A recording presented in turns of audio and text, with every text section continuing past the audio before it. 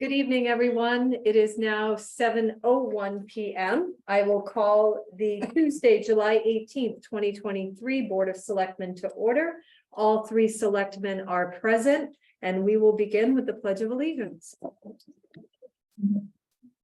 I pledge allegiance to the flag of the United States of America and to the republic for which it stands, one nation, under God, indivisible, with liberty and justice for all. Okay, I make a motion that we approve the Board of Selectmen wasn't a special meeting, a regular meeting minutes from July 5th, 2023. Second. Okay, motion and a second. Any discussion on these minutes? I read through them earlier. I did not see anything. I didn't see anything either. The only one thing I saw, Dottie, was under Selectmen comments, the asterisk area where it says the status of the 1999 River Mill. It should be 929 River Mill. And that was the only thing. So just a small typo. Yeah, and that was all I found. So all in favor of approving the minutes with that small correction, say aye. Aye. Aye. All right. Correspondence. We received a nice thank you card. From Aiden Zimmer. He was the recipient of this year's Town of Thompson scholarship. And then we received yesterday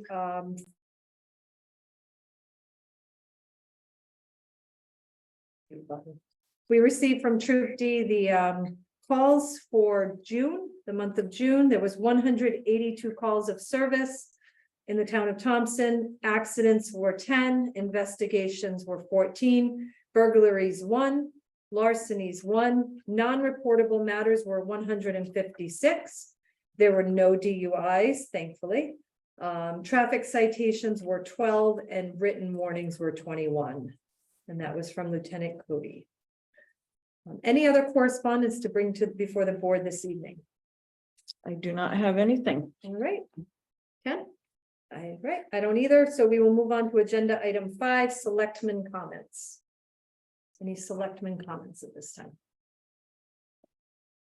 I honestly don't have anything prepared. I was on vacation last week, and so I don't have any. Go ahead, flaunt it.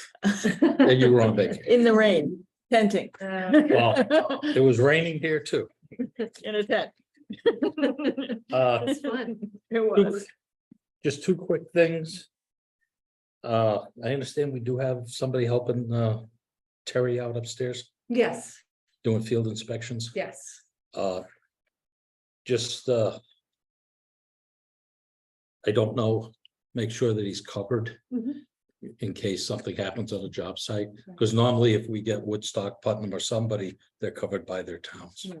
So, and the gentleman that's doing it is immensely helping out and et cetera. So it good fit and everything just Yeah, for that liability. right, and he went through for his exam today. Oh, he did do it because I Yes. know he was finishing up the Yeah. courses.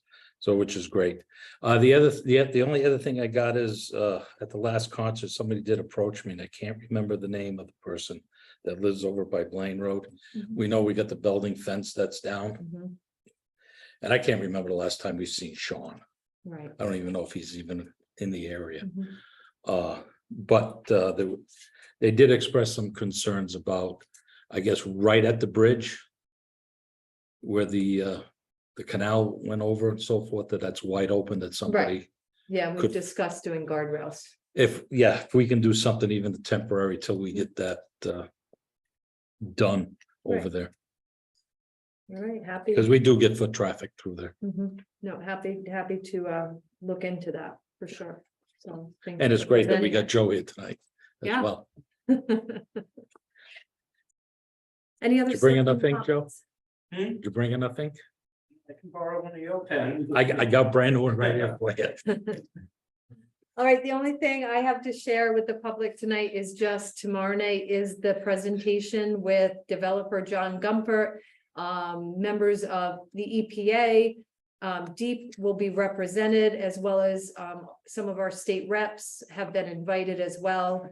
This will be giving the town an update on the status of the mill renovation, particularly the brownfield cleanup, which if everybody recalls, we had received a $2 million grant for that cleanup. So it's really just a time to touch base, see where we're going, where this will take us, what will be developed in the mill.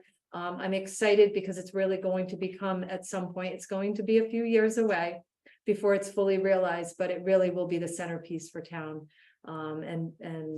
Yeah.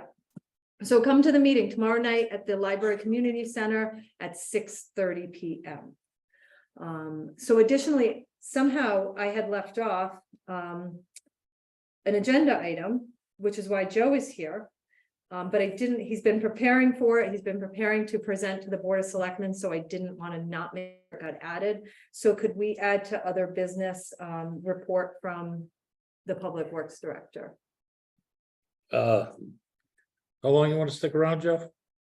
Can we move it to, Why right after why don't we- When right after Yeah. citizens' Perfect. comments. Yep. I'm glad you guys are. That way agreeing. Joe Yeah, can, absolutely. So it would be Just an item. update. no, so that way Joe can go home Seven. and All I know. get ready for the next day. All right, so how about a motion? I'll make that motion. Okay, so Suzanne makes a Second. motion. Suzanne makes a motion, Ken seconds that we add Public Works Director report after citizen comments, so it would fall into agenda item 7. Okay, any discussion? All in favor of adding this to the agenda, say aye. Aye. Aye. All right, so moved. All right, any other selectmen comments? Just making sure, going once, twice.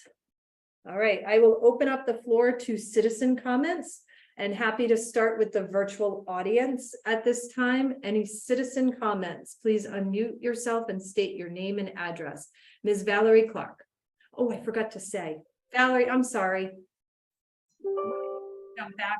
We had received the correspondence. Marie sent it to both of you.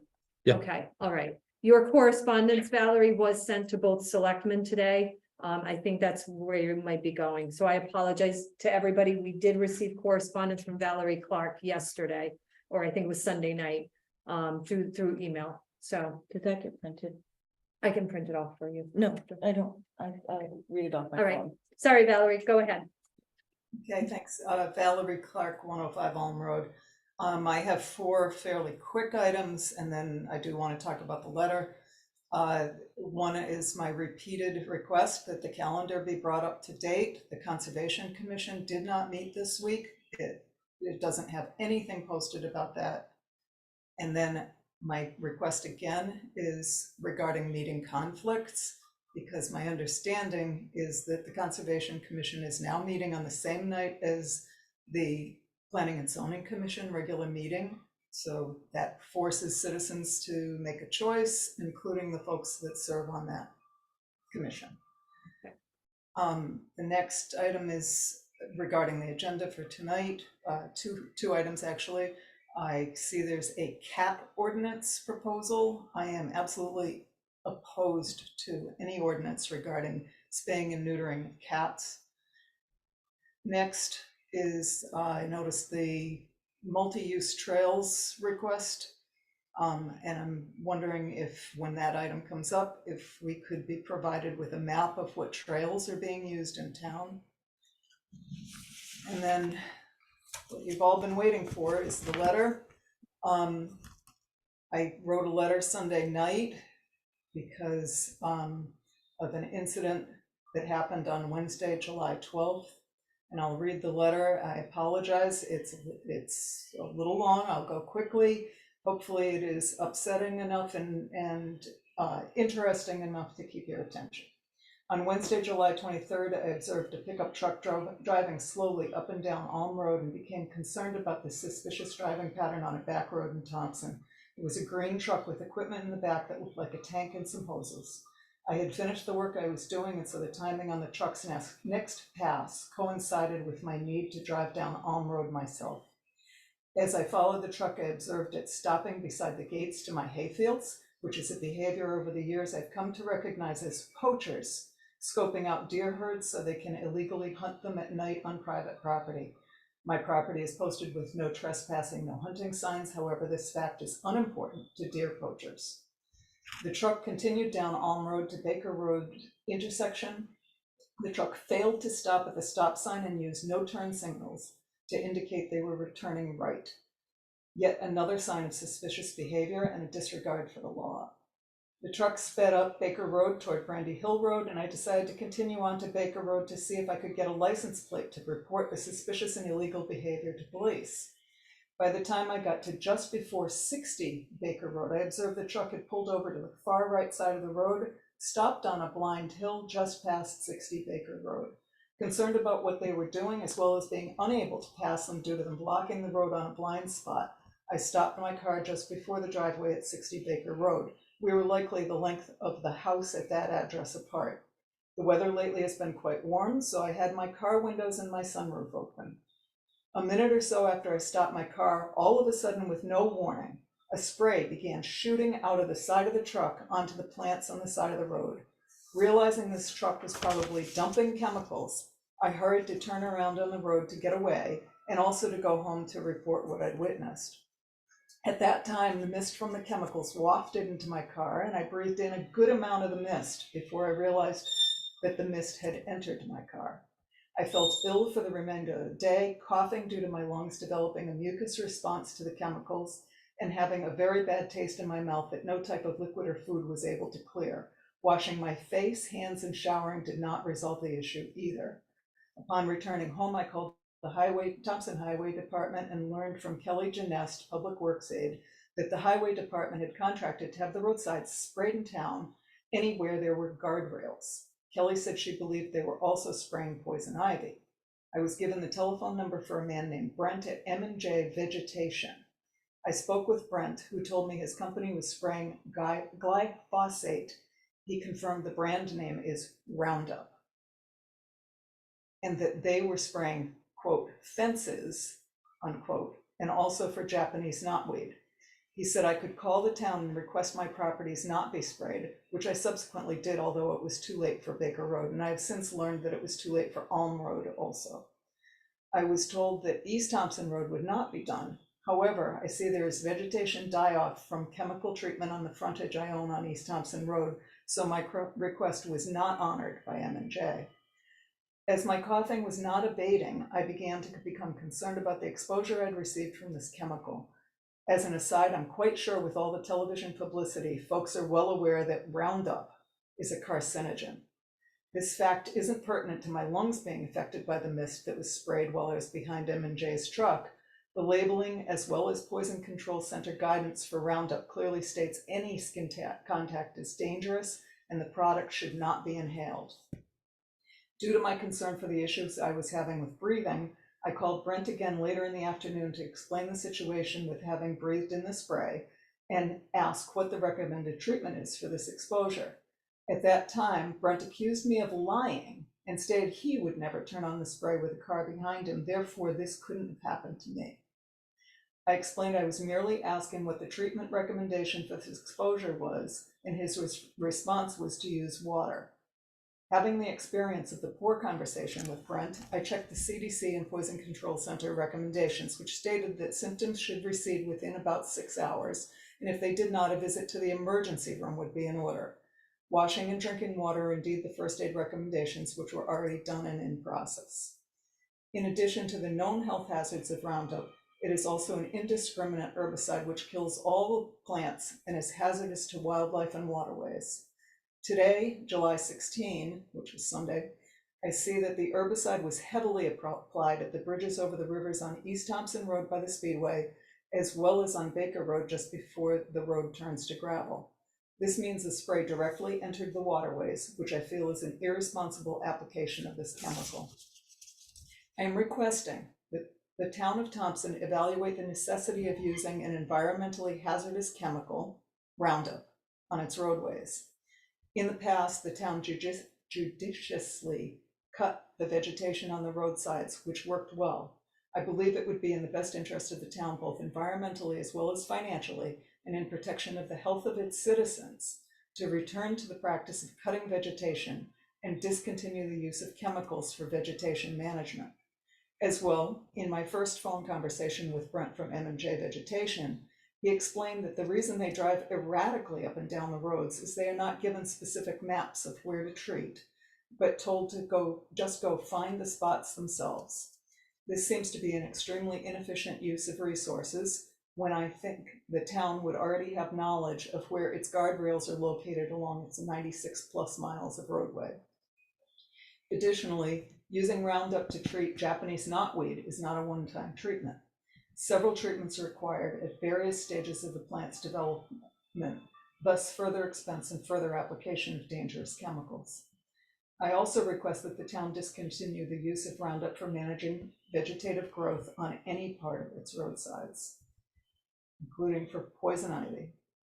Beyond this request, I also recommend the town require any contractor who is spraying any chemical along its roadsides display signage on the front and back of the vehicle indicating that spraying is happening and what chemical is being used. Last, the citizens of Thompson should have been notified well in advance of the application of Roundup and instructions on their right to opt out of having their frontages treated. This could have easily been done as a part of, or in similar fashion to, the notifications made about road work being done throughout the town. Please ensure transparency and show respect to the citizens by providing notice of the use of hazardous chemicals which risk the residents' health and the environment in which they live. I look forward to seeing a policy implemented for the town of Thompson in which the use of Roundup is discontinued. Thank you. Thank you, Ms. Clark. And yes, I've been in discussions with Joe from Public Works and with Marla Butts, our wetlands agent, and we will be looking into creating a policy. Thank and you. Keep you apprised to that. Thank you. Any other citizen comments at this time? Citizen comments from the virtual audience? Feel free to unmute, state your name and address. Okay, I'm not seeing any. So we will move to the live audience. Any citizen comments at this time? Any citizens have a comment at this time? Okay. Hearing and seeing none, we will move on to the next agenda item, which is report from our Public Works Director, Joe Tasek. How you doing? I'd like to give an update on what's happening around town for construction and things like that, and how we are progressing with our road work. With subcontracting road work, we have the subcontractors have completed Old Route 12 Plum Road and Park Road on the subcontract level. Now we have to go in and do our fine tuning and planting grass and fixing some of the areas as in aprons, and we have to watch the waterways since we did change the road, which waterways will be changing. Which we don't get it right the first time. We go back and make sure it's done properly and try to keep the water off the road and off the residents' property at the same time to get it to go into the proper areas. A lot of aprons and curbing will be needed at various locations throughout all the projects. Fabian Road has, and also today they finished reclaiming Norman Road and Fabian Road, which from the schedule from the contractors is Norman Road will be completely done regrading and will be paved base coat and top coat next week. Fabian Road will have the binder coat put down on it, and hopefully by the middle of the first week of August the final coat will be put on. And then in turn, we have to do our aprons and watch our waterways and things like that. And once that is complete from the roads that got oil and stone, which that's a little bit slow picking up that stone because of these other projects going on, but it is progressing. We have a couple more roads to pick up. And then we're gonna do some line striping on the roads that did get oil and stoned and did get paved, and make sure our speed limit signs are definitely visible, because every time you pave a road, it turns into a super highway. The chip seal itself worked out quite well. I'm pretty pleased with it, not 110% on the route that I took. I may change it a little bit on whatever roads, if any roads get done next year. The process of the stone that we put down seems a little bit rough, but it is very durable, and its lifespan is a lot better than a chip seal to a stone that we did put down. I am going to be looking into some crack sealing on a lot of roads. before the fall season kicks in to get those roads sealed up. So we don't have the water freezing underneath it and destroying some of our roads. I'd also like to bring in that, on the 31st of this month, I have a summary or a report to do on the private roads for our winter maintenance, which I've gone through the private roads that we have taken care of around Schoolhouse Pond and things like that, which they do need some extensive work. And that is something that's gonna have to be discussed on how they get maintained and brought up to proper standards for us to take our equipment down them. Potholes, erosion. There's many of issues on different types of roads. I'm hoping that the selectmen and myself will be able to get together and we'll be able to come up with something. That doesn't mean that it was the private road policy, which was put into effect in 2011, I believe. Those roads will still get taken care of, 4 inches and above, and it doesn't matter, in my opinion, it doesn't matter what condition the roads are in, and if emergency does happen, the roads will be clean no matter what. That is not the issue. It's just our regular maintenance for winter snow removal and so on and so forth. That's about all I have for right now. Thank you, Joe. Any questions? Yeah, I do. I had a couple, now I gotta think of what I was thinking. Oh. One of the things, maybe you can barnstorm on this, Joe. We have a couple of the speed limit signs with the radars on them. You know, Aquatic Road. One on Porter Road and one on Fabian. Fabian Road. They've been there so long now that people are immune to them. The thing with those is we found out after they were installed that those have to be registered through the state. And we have to get a permit through the state to move those around because they keep track of that stuff. Wow, that's interesting. They came for free from the States. Right, I knew that. No, which is great. Right. Yeah, which. Putting them in different places, we could start a program to where we could leave them there for 6 months at a time, or say a year of full driving season. And we can move them in various spots or locations that we have complaints from residents with speeding. Mhm. We could put it there. We can move them wherever. I just have to look into this registration thing that we didn't really know about. Right. And Okay. I think it had something to do with GPS.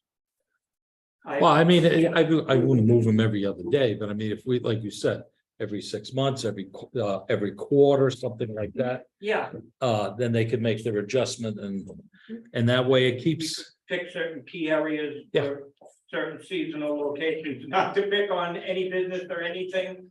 But where there is a lot of traffic, or say around the parks, where we know in the summertime where the children are gonna be.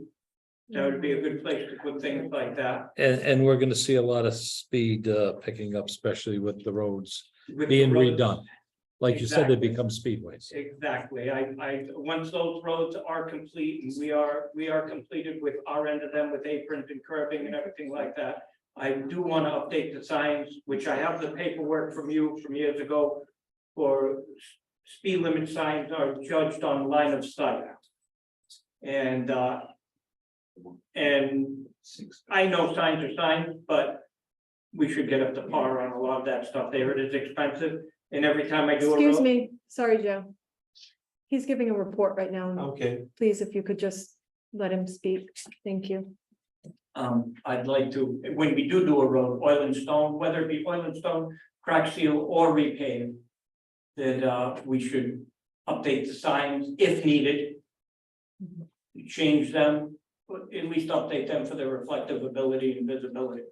What was the other one you put about? Oh, I was gonna go back to the roundup. Where are we on that roadside spraying? East Thompson's done from the highway over, and he was told to do guard railing, which I wasn't present in town at the time. And he was given a map. And, because of it's easy to mow the side of the road, we can't mow under the guard railings. And I don't expect my crew to go out there with weed whackers in poison ivy and vines to take care of that. And we've always done around all the utility poles with the program we had with the tractor that was given from the utility companies to the 3 towns. Oh, yeah. It was our responsibility to clear spray around all the utility poles for them. That was Well, underneath the part power of- lines, underneath the power lines. yes. For, And also when we mow, vegetation we have growth. to mow underneath the power line, even though they may be on top of somebody's wall. We have to keep that down low. That was part of that program, which I think is a good standard, especially when wintertime and hurricane season coming up here in another less than a month. To keep that stuff cleared and opened up. And as you can see, if you go like anywhere in West Thompson, Ravenel Road over by the dam, you'll notice we're losing our road to poison ivy and vine. And that was the whole idea of spraying the chemicals on there, which I'm not picking on anybody, whether it be the gentleman that I hired to apply or anybody that got offended by it. He is licensed, insured, he is a professional, he works for the town of Woodstock, the town of Willington, and I think he did some work in Putnam also. And we did do the research, which wouldn't be a bad idea to notify the residents. But we did do the research, Kelly did some research for me, the state does not notify when they are going to do that. And it is our property we are spraying on the edges of the road. Either way, I just wanted to put that out, either way, we can deal with it. If we can't use it, we'll make do with what we have and clean it the best we can. But the poison ivy and the things are gonna grow underneath the fence. Is, I know that, P&W does notify us when they're, When They do the don't, they railroad notice, track. notifies the Board of Selectmen. yeah, and then we usually put it up But on, we don't get specific dates. no, just that they're Right, coming through, but right. that people are aware. Yeah. Uh, That could be something we could look into in the Yeah. future that we could. I know the state was up. just, the state was just in town doing some, Yeah, they do all their guardrails. spray Everything as goes to their well. Guardrails and So- roadsides. is there an alternative product that can be used, Joe? When I discussed it with him, he can reduce the percentages used on mixing, and he also puts an additive in the water, which he does. It basically thickens the water, so I don't know where the mist came from. It is a drop spray, it's a spot spray. And I'm not saying it didn't happen, it could happen, obviously anything can happen. And that is a direct spray to the edge of the road, it is not an aerial spray.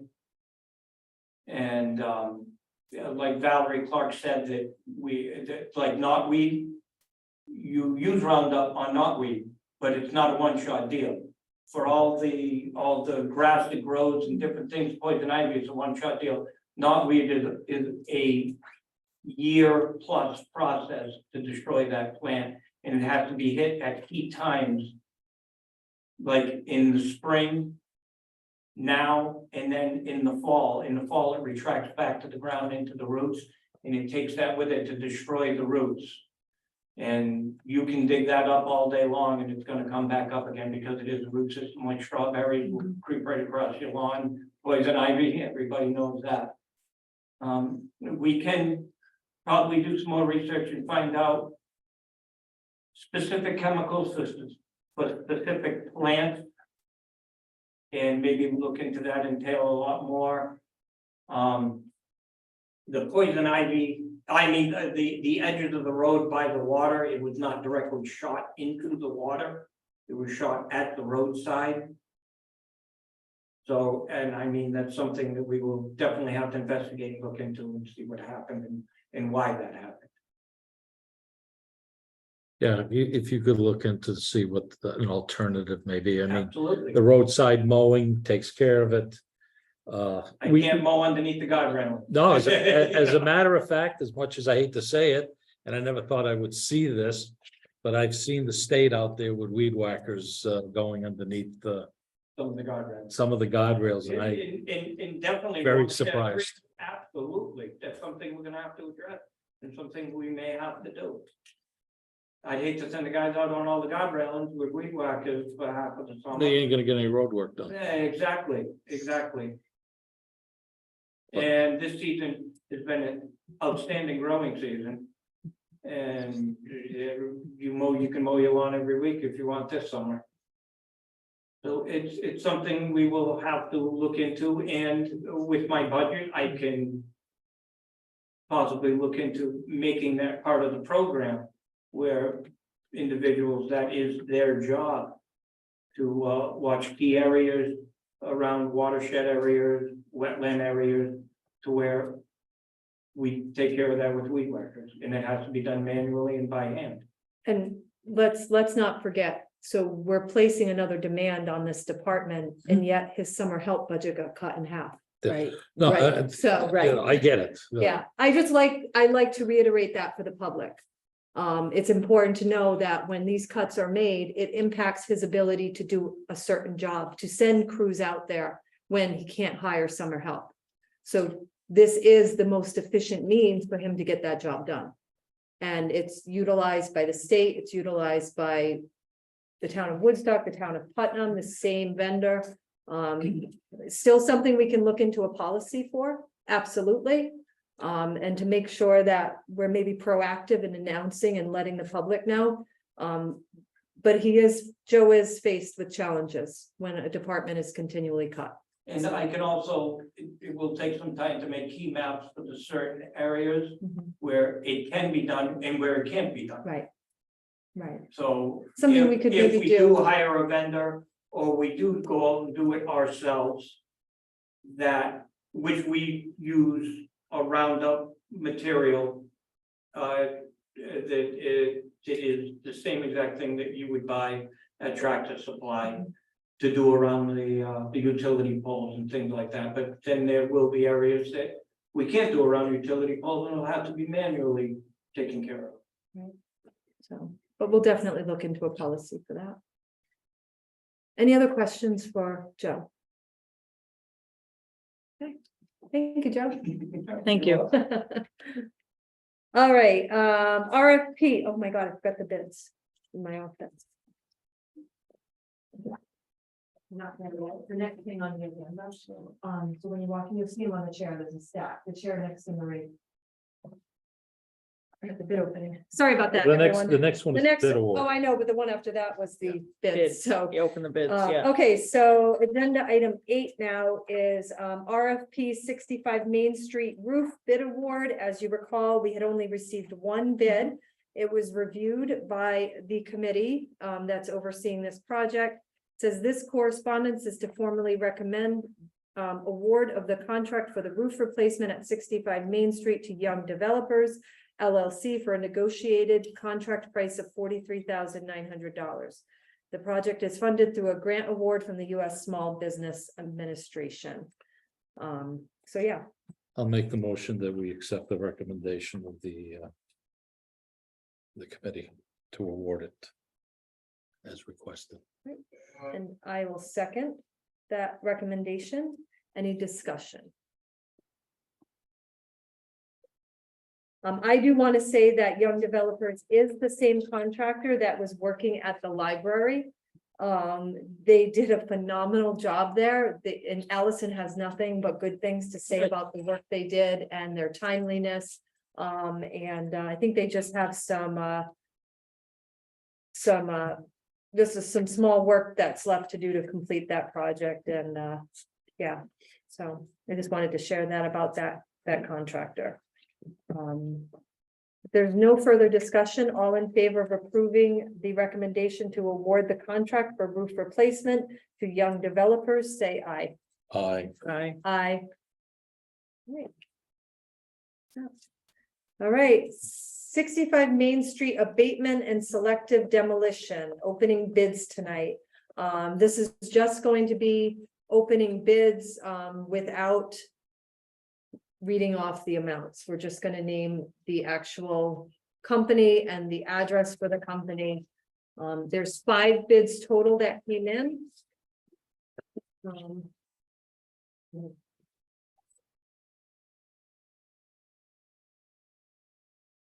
I have one here. It's from Acme Contractors Incorporated, 7 Beaches Lane, Suite B, Woodstock, Connecticut.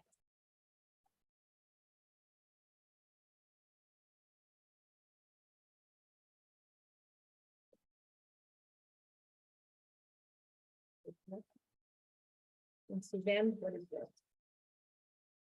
A Vets Demo LLC out of Vernon, Connecticut.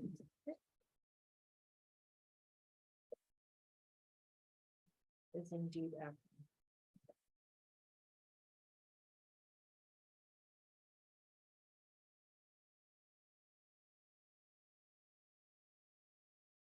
Ken, what was yours?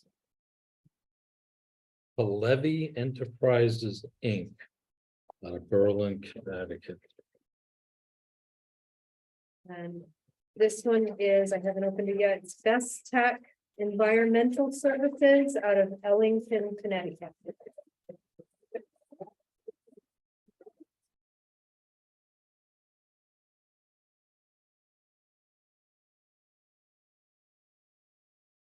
Is that all of them? There's one more. You want it, or you want me to? That's the acting one. That I opened. Yeah, I want to look at it.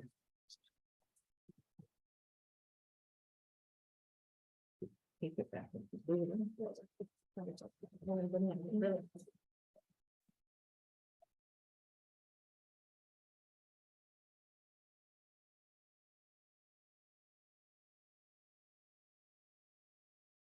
New England Yankee Construction out of West Haven, Connecticut. Dottie, did you get the names of all of the bidders? Do you need us to repeat any of them?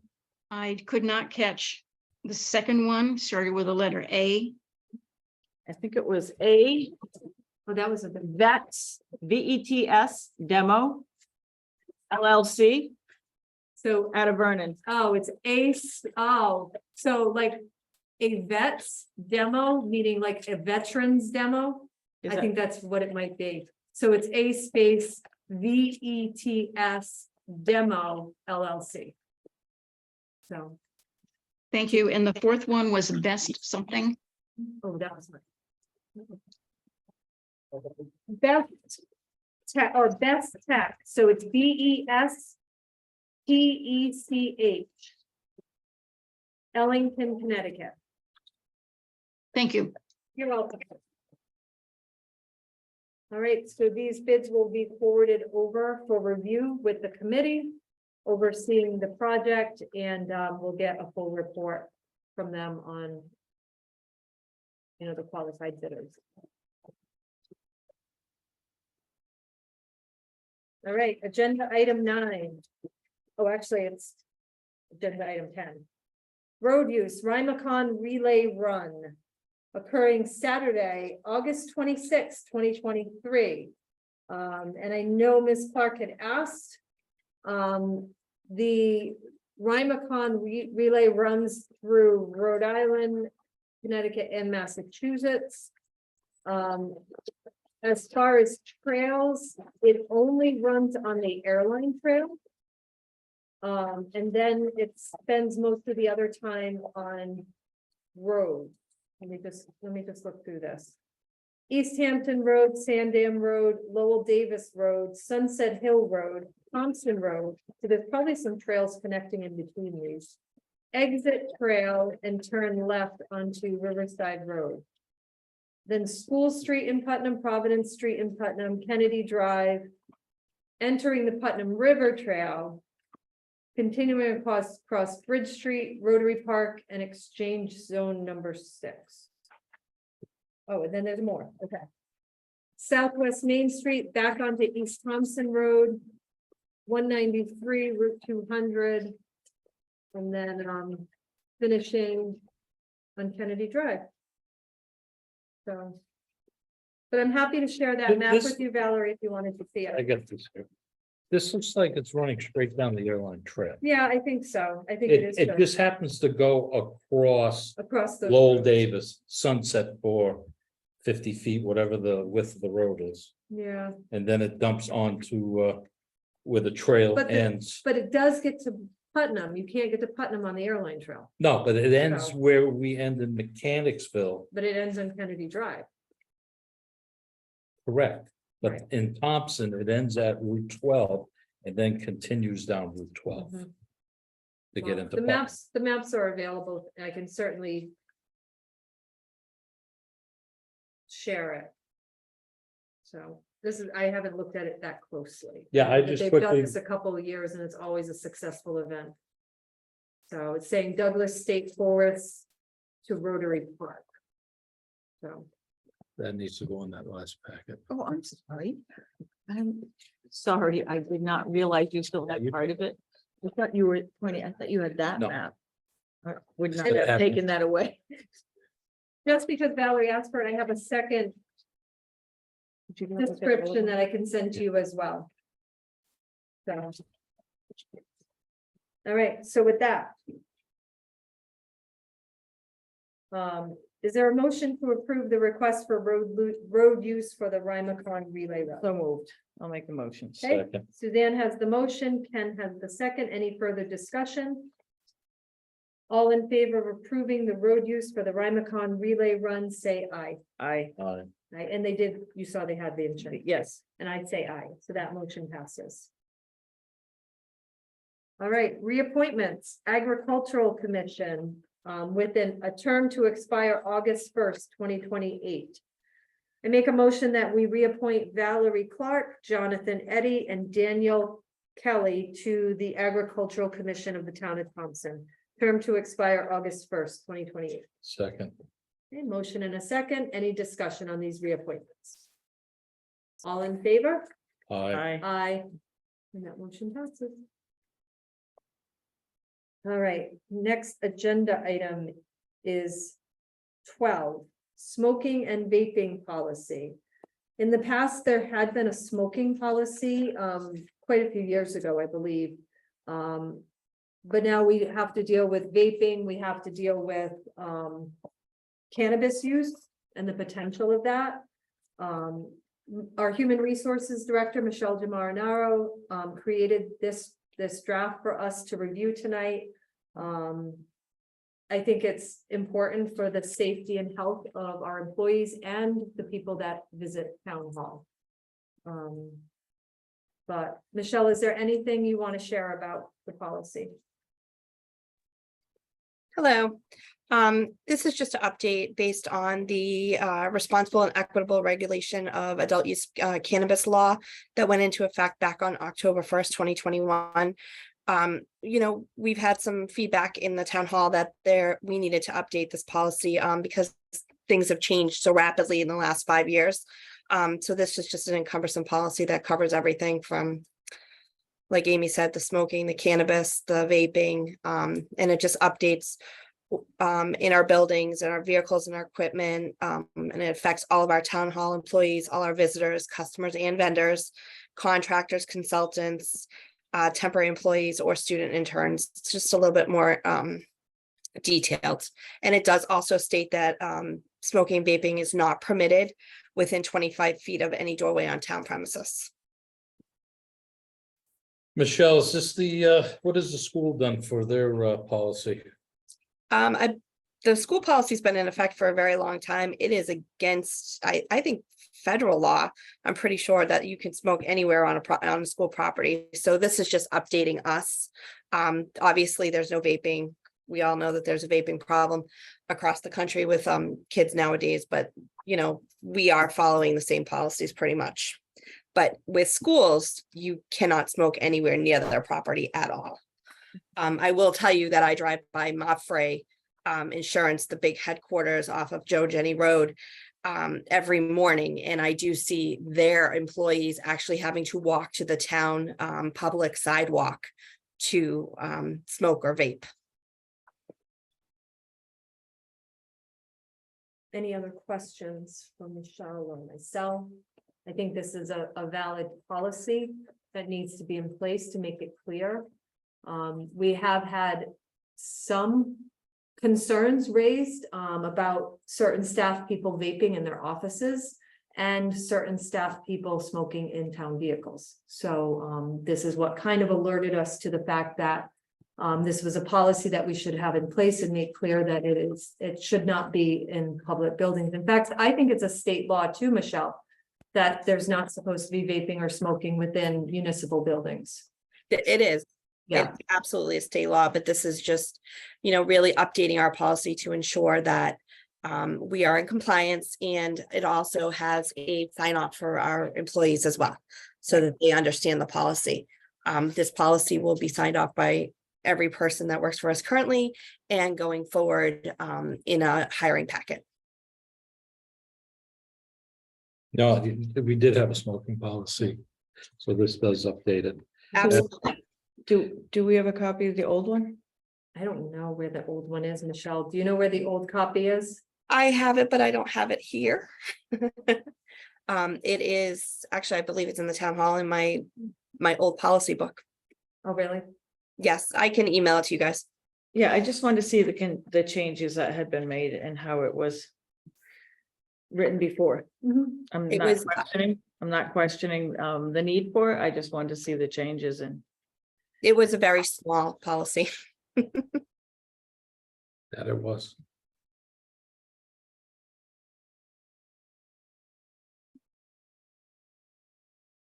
So any thoughts? You like to wait to make a decision I- until you you know, have a chance to give- read the old? I don't remember what the old policy like to- read. Okay. I mean, I vaguely remember, but not 100%. Yeah. It's only gonna be a couple of weeks for our next Right. meeting in right, August. right. And, we can address it there. All right, sounds good. We will get you that information then. I'll email it to you tomorrow. I'm back in the town hall tomorrow morning. All right, Thanks, thanks, Michelle. Michelle. Thanks, Michelle. You're welcome. All right, next agenda item 13, cat and spay neuter ordinance. Send you guys just a sample of what I found. It is from the town of Mansfield. Obviously, our new animal control officer came from the town of Mansfield. After a week of being here, a week and a half of being here, we sat down together. We've been meeting regularly. I will say she's doing a fantastic job. But we're meeting regularly, and she says, Amy, I wouldn't have thought. We have a serious problem in Thompson. There is a feral cat problem in Thompson. From people feeding the feral cats, and then just they multiply. And without an actual trap, neuter, and release program, or trap, neuter, and return program, this would kind of encompass leading to that program becoming effective. Well, NECOG did have a trap, neuter, and release program that they had gotten funds for several years ago. And I'm sure they've expended all of those grant I funding. can remember meeting with Faye from Paws Cat Shelter, and they have not been refunded possibly, but. No, but I they remember don't NECOG assist. had gotten Right. money to do and try and reduce the amount of feral cats.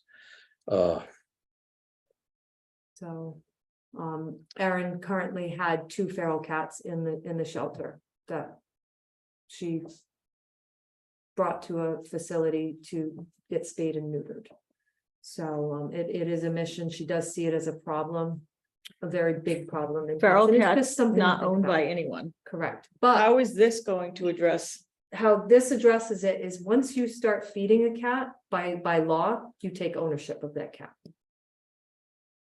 So. So now we're gonna have feral hungry cats.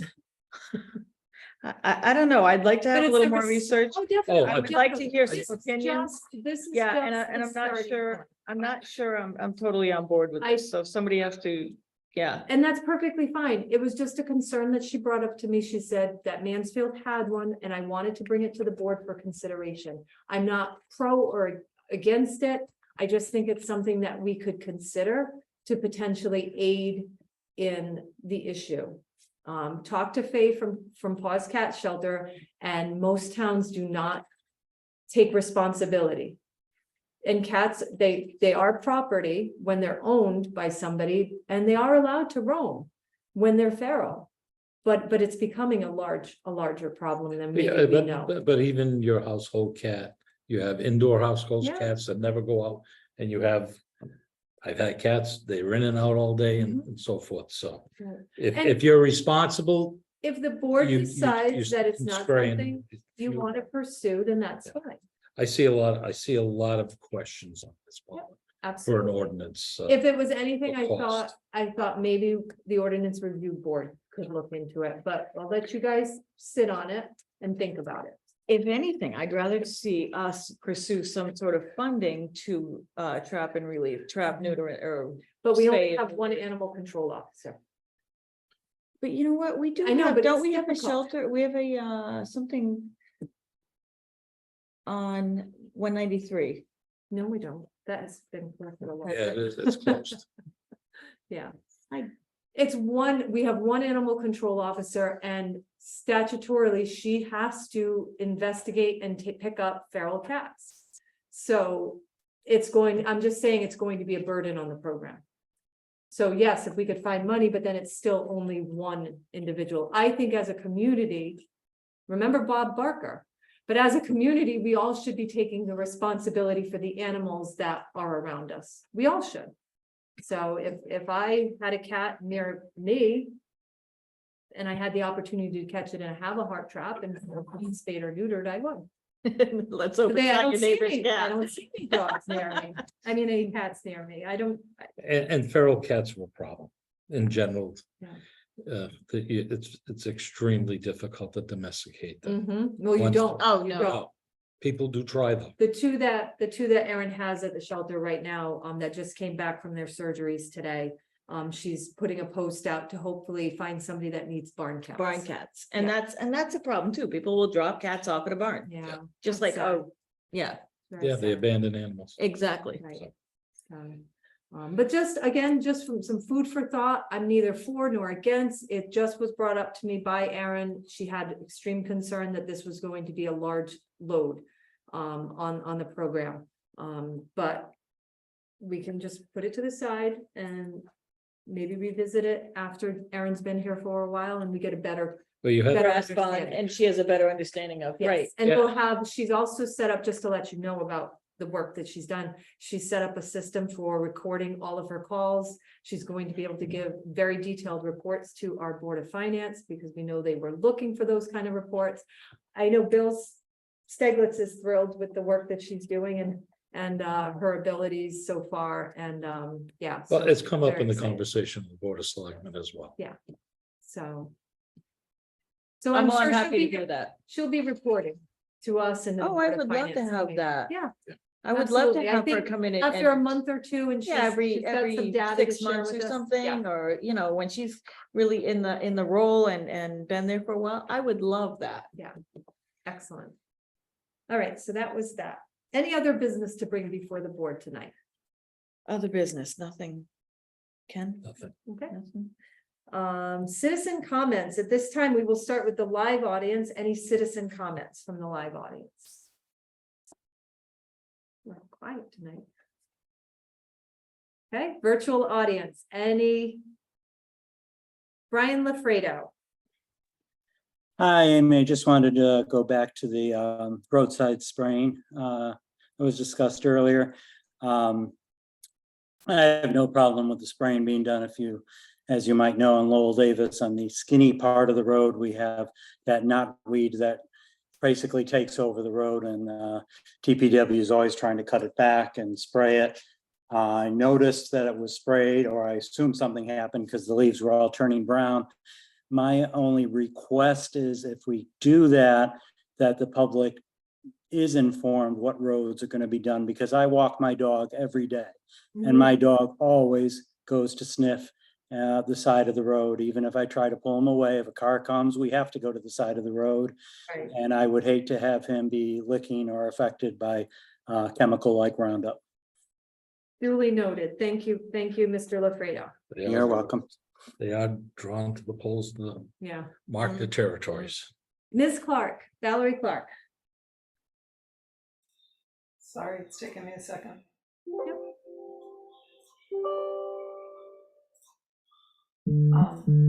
Yep, just a few follow-ups. On the Roundup, I agree with Mr. Lafredo. That was one of the issues. When I found out that there was Roundup being sprayed, I notified the folks that walk their dogs, because it's a very big concern and they would not have known that the road had just been treated. There's some question about how I could possibly have had the mist waft into my car. And the thing is that this truck was parked uphill from me.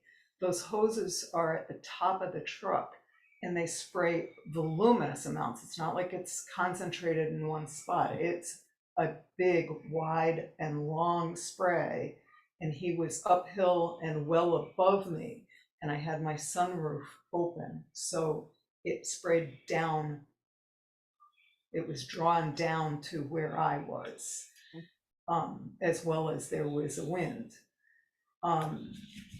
And I would encourage anybody who has not witnessed what this spraying looks like to go follow the guy. It's pretty scary to see what the application is like, because it's not in control. It's very much a random spray that is designed to target one specific swath. It's not like they're spraying on one plant or something like that. It's a big swath that they're hitting.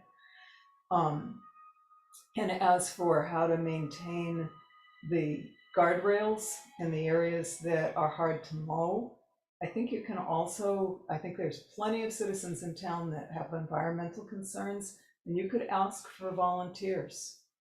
And that would help mitigate some of the work that might be involved in keeping the guardrails trimmed, is if you had a volunteer force. Certainly part of the roadside cleanup. There's many of us that would help with that if we had known that that was going to be a problem. Onto the cat ordinance. I agree with Suzanne that this is just going to create a bigger problem than we already have. It will create more feral hungry cats because people will stop taking care of them because they can't domesticate them, and they're just going to be in trouble for having them or taking care of them, and it'll lead to more neglect, more abandonment. You really cannot legislate morality, and that's what you're trying to do. Tufts offers a spay-neuter program, trap spay-neuter. You have to have a quantity, I believe, in order for them to do it, but they bring them up to the veterinary hospital and they use them for the students to learn on. And that's a very successful program. And then as far as I myself, I don't currently have any feral cats.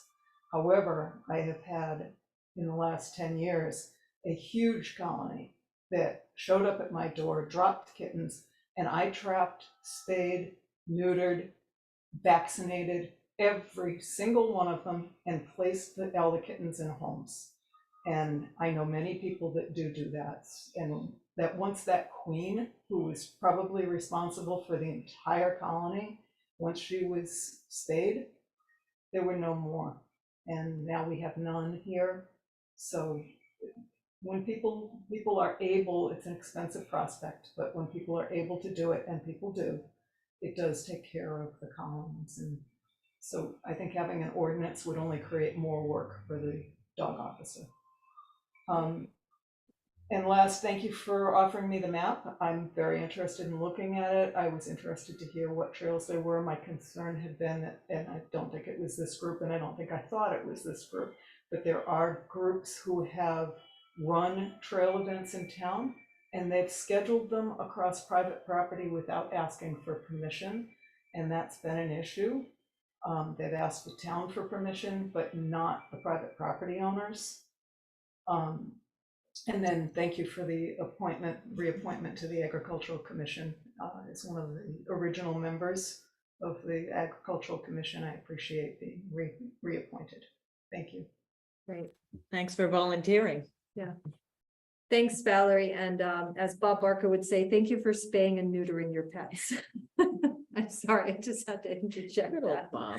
But no, I really appreciate the fact that you've done that, and that's incredible. And it's really, I wish everybody would behave in that manner. So thank you. All right. Any other citizen comments? Virtual audience. Citizen comments, live audience. One last time. Okay. All right, we'll move on to tax refunds. Okay, I make a motion that we refund Robert P. Peppin $19.76. CCAP Auto Lease LTD $233.46, and Ryan M. Audette $28.37 for a total of $281.59. I make that motion. Second. Okay, motion in a second. Any discussion on these tax refunds? All in favor? Aye. Aye, and that passes. All right, we are going to have to move into executive session, which means I will have to put the virtual audience into a waiting room. It's the last item on our agenda. I don't suspect that there will be any action taken, but I don't know. So with that, I'm going to put people into the waiting room.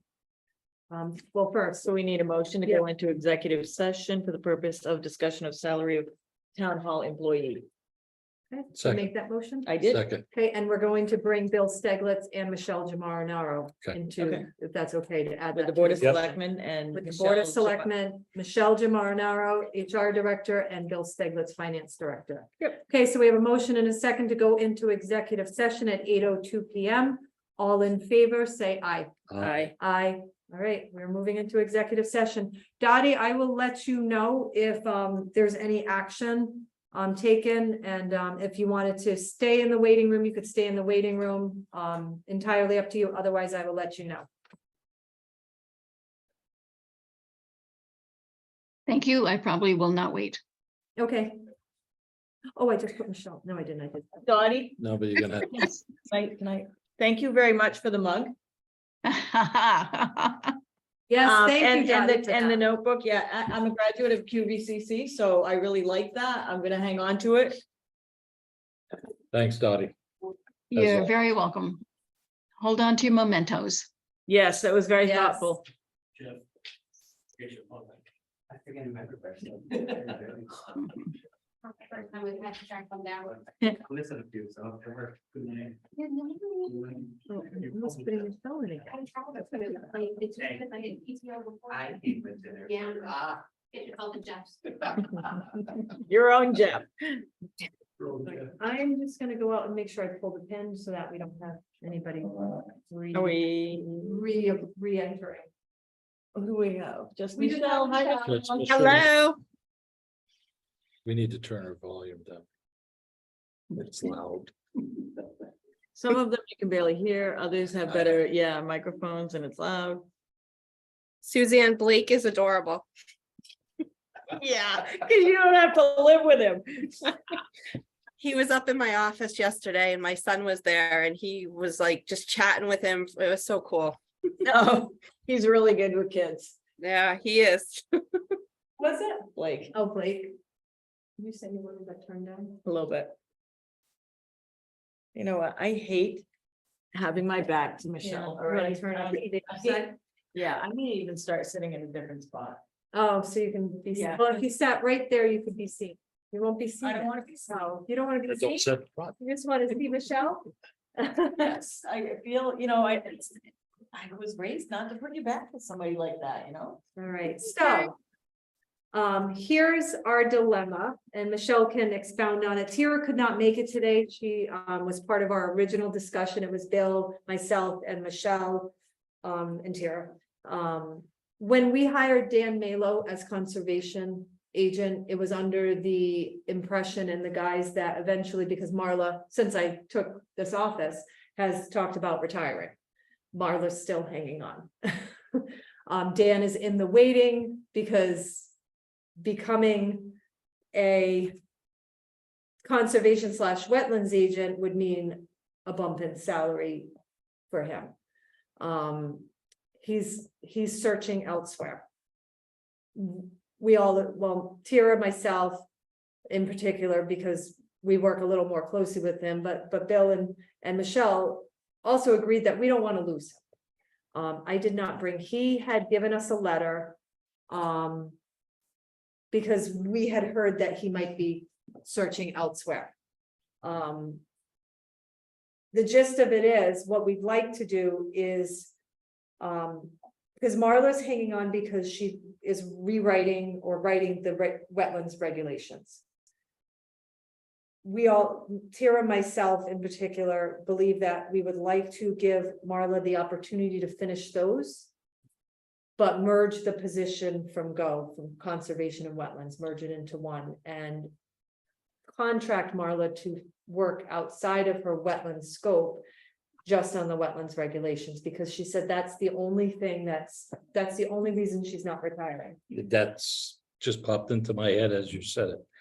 If she's just hanging on to finish that, But we know that what happens with Marla is she tends to get preoccupied with other things. And this could drag out. So this would, what our plan would be to give her a definitive 100 hours or until the end of the year to complete the wetlands regulations. Just do that. Just do that. And well, then- that'll be her full attention. right. Yeah. Right. Other than mentoring Dan for a Well, she's transition, she's but already whatever been she there. needs to do. Yes. Marla keeps her cards close to the vest. Yes, Yes. yes. How many hours is Marla? Marla works kind of weird. She's almost like a lot of the She works- retired people. But is she salary or is she hourly? It's hourly, She's sort of. hourly. What is she, 18 hours? I think it's 19 hours, She yeah, works anywhere between 15 and 19 hours a week, right. Yeah. And Dan is how many? 20. 20. 20. And is Dan capable of rewriting the regulations? We didn't think that it was going to be his strong suit. It's really Marla's project. And I think Marla has an expertise in the area, right? Yes. That's what she did for a living, right, with the state. as far as regulations, yes. et cetera. Yeah. But we don't want to lose Dan on the unfortunate side. He is looking at other land use positions, especially moving into Massachusetts, which could bring him up in salary. What are So- the two salaries currently? So I didn't bring any of the notes with me. inland's wetland position is just under 21,000, 20,948. And the conservation officer position is 20,050. So a total of 47,998, so 48,000 if you combine them two. Yes, you're doubling his salary. No. No, So in Dan's letter, he stated that he was looking at a base rate of about $35 an hour. If we take those two salaries and combine them and then increase it by $10,240, that would give him the $35 an hour. That would give him his cost of living raise because he's struggling right now. And we would require him to go up to 32 hours. But the whole reason that we can't move forward with this offer is because it's not in the budget. Right. In addition to potentially contracting Marla to finish up the regs, which we anticipated $3,500. So what we would have to do, we thought anyways, was go to the Board of Finance in order to make the request. So you would essentially retire Marla. You would Yes. recreate the position. Correct. You would hire a contractor out to just do the regulations Yes. offsite Yes, and give her a time limit. yes, You would Yes. take and offer him 32 hours at 35 an hour. right, Yes. but 32 hours in town hall, but then he also runs a conservation meeting and a wetlands meeting. So that's, Well, you know, how that part of works out, I don't know, right. yeah, I'm not, But I just want to You make know sure that- he'll only be paid for 32 hours, but there is going to be other work that's involved. So even though it's not a 40-hour, because Marla's working 19 now and he's working 20, right? which is does 30. he have another job? He's had other jobs in the past, but he's looking to Eight. simplify and because even then it wasn't cutting it, working part-time here or part-time So there. he's So, looking He's to try coming to up short. survive on this? yeah, I'm just looking, I just 35 hour, what are you looking to cap him out at? So if you're gonna cap him out at What was it? 32 hours, 32 No, hours. Bill, you're saving 7 hours. Right. But you'll also be. What was the salary, Michelle, that you were hoping to hit? No, but with the 7 hours Um, you're saving, Yeah, okay, over the course of this fiscal budget that we just started. yeah. It's easy, what is that gonna, 7 hours times, I don't know, what is. whatever the hourly rate is? I don't honestly know what she gets paid per hour. I'd Yeah, have I to have look to it up. look her up. Well, no, what I'm saying, you may have the money in the budget already. No, we Well, don't. don't. We already. With- So that'd be like Looked at that. 58,000, With this 58,240. right? If we combine the full salary of both, Yep, Marla's position and Dan's current position, it's 48,000, pretty much, right on the nose. Right, so that Okay, was so I the think 10,000. In order to take him to 35 an hour is what he wanted, right? 35 Yes. or at 32 hours. It would take another, just over 10 grand, if I remember right, to Right. get him to that, 32 hours a week. Times $35 times 52 weeks. And for Marla's contracted amount, we figured 100 hours roughly. Or until the end of the year at $35 an hour as well, so that was 3,500, so what we were hoping to ask the Board of Finance for. Was up to 15. Was up to 50. Up to 15,000. Yeah, and we missed their agenda for this month, so. I thought we got it on the agenda. No, it's on the agenda. It's on the agenda, but It's what we on there do as executive session. We'd have to go back and ask in the next meeting and put the dollar amount on, because they're not going to approve it without a having. dollar amount, no. So we'll That's have what to it go was back in before. September. So. But Is 32 but- hours enough? Or are we gonna be at this next year asking for 3 more hours and then 3 more hours? 32 will be more than enough. For his job. And 35 is on the low. That's, That's the low side of the salary range. Which in some respects, I'm kicking myself because Marla wanted to beef up, but she wasn't saying she was going to retire. No, She was still not giving me any indication of a date for retirement, but now she's firmly said, well, I'm only staying because I need to finish the regulations. So, and knowing that we might lose another good employee, I would bet on keeping him here. So, and giving him a livable wage. So. But so our biggest question is, can we go to the Board of Finance?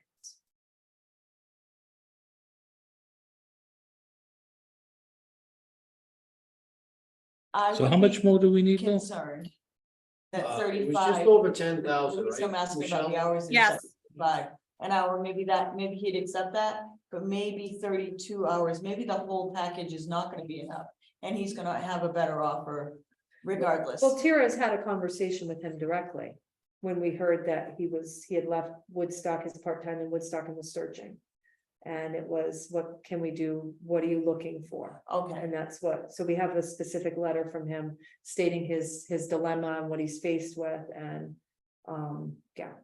And- Yeah, to me, he's at a point in his life where I mean, we're in executive session where he's kind of done screwing around and he needs to get to work. Yeah, so you're looking at, you're saying 10,000 just to cover his salary, Right, never mind contract and Marla. that's what we That's said, why- up to 15,000. where would you recommend that the Board of Finance? take that? It's only one, so. It's contingency. That's, I was gonna ask, what do we, 25, is that what's in there? No, we did 75 and they kept Did the we? 75. Did But they they- keep this? Oh, but they took the stuff out for the ACO. We took some out of contingency before. we So, passed right. it, So it's 67 or something. like Yeah, that. that's right. So we do have money. So we do have money Yeah, there. there is a. It's more early to meaningful dip in, but- contingency Available to them now than ever. What was it, 35,000 year Yeah, before? and then we No, I think it was were 25. hoping to go to 100, only because we tightened up how we budget for benefits. Mhm. We got part of the way there, but I wouldn't have a problem with this, with going to the, As long as Marla's willing to contract out and just finish off But that even if project, she's- makes it real easy. but even if she's not. It can be done by other people but you can recreate a position Mhm. and hire somebody else essentially to do it. And you can understand why I put this in executive session, because if it was a no-go with the board, He's gone. then we can't even, Oh, yeah. Okay, yeah. entertain even negotiating for him to stay, so. But. And I don't know if we leave here, do we, if we were to leave executive session, do we make a motion to approach the Board of Finance with a request for 15,000? Do we have to name positions? Do we have to, I mean, I just want to be on the up and up. procedurally, I don't know how that's. Is it even something that we have to make a vote on? Anytime we request money from the Board of Right, Finance, true, we have to, okay. as consensus that we ask for it. I would say that Well, basically, we're gonna have to disclose it. Right, yeah, but we're looking at restructuring a position that brings cost difference. And in order to accomplish that, this is what it's gonna take. mhm. And I then mean, it was in the budget, right? And then it was taken out by, Marla had originally proposed something for her eventual replacement, but I couldn't get her to commit to a timeline. And right. did we take it out or did the Board of we Finance? ended up taking it out. I thought we did. I can't remember. I think we did before it went to the Board of Finance. Take it out? Yeah. Did it even make it to the budget that point? No, There's a lot of work, obviously. the Board of Selectmen would have had to take it out because Marla proposed it, but Marla, because I okay. couldn't get an answer again, I'm kicking myself for it now. But I have no problem with requesting the 10 grand to combine the positions in the near future, whatever, coming up. The question, the uncertain thing that we don't have an answer for, what will Marla contract with us for to do? To finish the regs, That's why they were saying up So- to 15,000. right, That gives a little wiggle room. because we have no idea how long it'll take. But we have to give her Right, we a have to- deadline. there has The to be what? a deadline. Tara asked for a hard deadline. We give Hard her deadline. 100 hours at a certain rate for her to finish it. Because Or- Marla will keep going for years and years and years. This way here, we say, okay, you have 100 hours. This is your contract. If it's not done, you move on. And again, you just can't say, hey, Marla, this is what we're doing. It's time Are for we you to go recording? either. Oh, fuck. I am. I'm gonna have to edit it. Yeah. Yeah. Are you recording still? I was. I can Oh, edit it. that's I fine. just have to use Bryce to edit it because I'm not that good with that. Let me Yeah. pause it. All right, so we've come out of executive session. It is 8:31 PM. Would somebody like to make that motion? And I'll just write it down. So I'm going to attempt to make this motion that we request from the Board of Finance up to $15,000 for salary for inland wetlands and Conservation, conservation. That's a motion. Is there a second? second. Okay, any further discussion? All in favor of making this request of the Board of Finance, say aye. Aye. Aye. All right. That motion passes. I'll make a motion that we adjourn at 8:32 PM. Second, third, whatever. You pick. All right, all in favor of adjournment, say aye. Aye. Aye. We are adjourned. Thank you. Have a good night. Thanks, you too. Thanks, Michelle. Thanks, Michelle. I don't know if